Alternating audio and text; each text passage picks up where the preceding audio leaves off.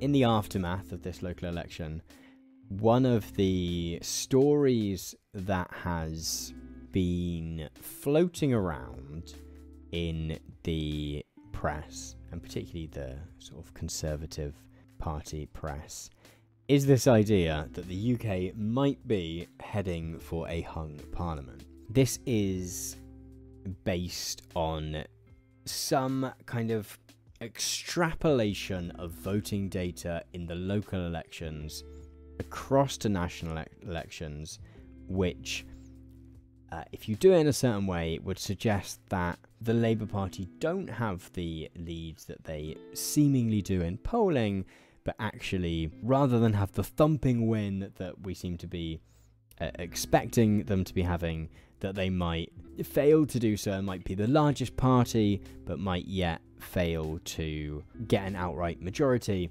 which is a surprise in some regards, right? Given that some of the seat predictions at the moment are like massive majorities. Okay, yeah, if we look in the middle of 472 seats for Labour, that is a majority of like 100. And so I've seen this kind of this sentiment floating around a little bit, this idea that, oh, maybe it's not as rosy. But it's one of those cases where trying to extrapolate from local elections to national elections it's just really difficult, right? There is an extent to which people will have a political party that they tend to vote for and will back that party in any election, right? In any case. There is also an extent to which local elections just are massively different to national ones, right? If we look at the election results from last week, you know, you see loads of Lib Dems winning seats. You see like 228 independent councillors, 181 Greens, 48 for residents' associations, which I've still not quite worked out. And people are just so much more likely to go, do you know what? This is a local election. There's like some local legend in my council ward who I really trust to campaign on like a particular issue around my local park, which I think has too much dog poo in it and stuff. Like, there just is that tendency for people to be swayed by really specific local issues, which kind of means people do approach it slightly differently to national elections. I would also imagine there's an extent to which, if you are someone who ideally would like to vote Lib Dem or ideally would like to vote Green, and yet you live in a Labour Conservative marginal seat, then you might be more willing to kind of take that risk in a local election and go, do you know what? The local elections is where I'm going to cast my Green vote, and I'm going to kind of make that heard, because I feel like the stakes of having a Conservative ward councillor in my local council, like, I just feel like the stakes of that happening are so much lower than the risk of having an MP who is a Tory, right? And of having a government that is a Conservative government, sorry. Yeah, like, most council wards in the UK are small enough that you can have your Labour candidate and your Labour candidate, your Tory candidate, but if, like, in some places, if there's just a local guy or local gal or like local person who's just like a big name in the area who once helped the town hall to get some funding, like, that can carry the vote, right? So these attempts to kind of extrapolate the data across seem a little bit misguided, a little bit wishful thinking maybe on behalf of people either to the right of the Labour Party who want a little bit of hope to cling on to, or people to the left of the Labour Party who kind of want to find a way to criticise Keir Starmer and sort of want to cling to this idea that he might not be as electorally popular as he seems to be. Although maybe that's too much to say that Keir Starmer's popular. It's more that the Conservatives are particularly unpopular. I just think the unpopularity of the Conservatives at the moment has got to such an extent that you get so many different forces combining, right? So some of it will be people who formerly voted Conservative who are now voting Labour. Some of it is people who formerly voted Conservative who've decided to vote for Reform or for UKIP. But also that same kind of deep unpopularity can, as Aidan's saying in the chat, cause other people who usually are like, no, I vote Green, I always want to vote Green, I really believe in voting Green, whatever the, electoral calculus in my particular seat. That just deep unpopularity of the Conservative Party can act as that kind of squeeze to make people more likely to lend their vote to Labour. It's interesting though that I kind of seen this idea that, maybe Keir Starmer and the Labour Party weren't going to get the majority that they kind of expect to see. I've sort of seen this idea floating around. It's been interesting that Rishi Sunak has been the person floating that idea around today.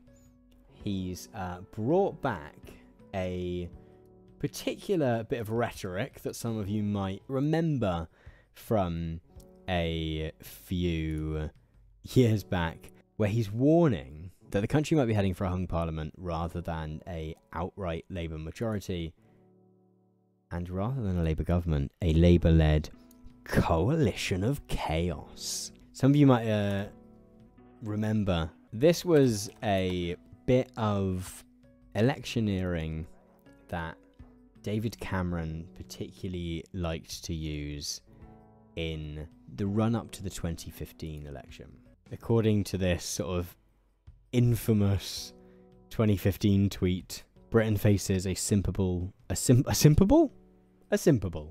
Britain faces a simple and inescapable choice: stability and strong government with me, or chaos with Ed Miliband. This is sort of this idea that post the SNPs, the Scottish National Parties, just absolute takeover of Scotland. They're just absolute kind of political wiping of the floor, particularly with the Labour Party. There was this kind of like idea that the Labour Party would only be able to govern properly in coalition with the SNP. Back when sort of Tony Blair won his big majorities, the Labour Party used to win quite a lot of seats up in Scotland, and this, combined with a bunch of seats in Wales and England, would be enough that they could form a parliament on their own, a government, on their own. And the sort of loss of a bunch of those seats to the SNP, the kind of suggestion has been that the Labour Party would struggle to. They might be able to be the largest party based just on seats in England and Wales, but they would be unable or at least struggle to form a government. This was kind of a kind of clever play back when David Cameron first did it, because it was pretty clear that if the SNP had to get into bed with the Labour Party to support a government, the first thing they would demand as in kind of like return for that would be another referendum on Scottish independence. If they needed the Green MP or MPs, if there's two, to support them, that was going to involve a lot more climate stuff.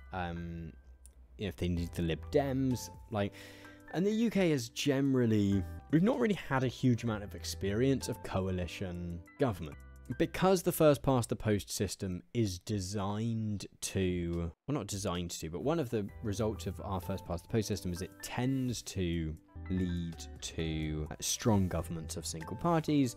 We sort of don't have that same knowledge experience of coalition governments as friends in Europe do, right? In Europe, where there is a lot more kind of representative voting systems, the kind of results of the elections tend to be such that parties have to form coalitions, and therefore you end up with a system where like very few people are incredibly happy, but it's probably more, I suppose what I'm trying to say is it's probably the policies you get are probably more representative of the country because of that. But anyway, so I think this idea that the Labour Party might not be able to form a full strong government is probably wishful thinking on the part of people to Keir Starmer's left and to Keir Starmer's right.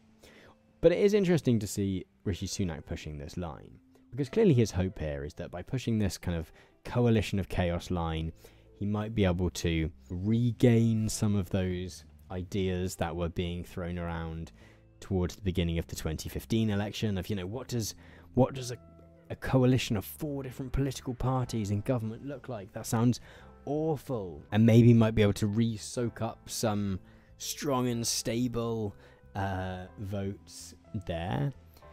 But at the same time, it also kind of serves the kind of politics that Keir Starmer is trying to play at the moment. Keir Starmer and his kind of allies in the Labour Party have been trying to kind of adopt an approach of sort of no complacency, right? One of the dangers of having such a massive polling lead and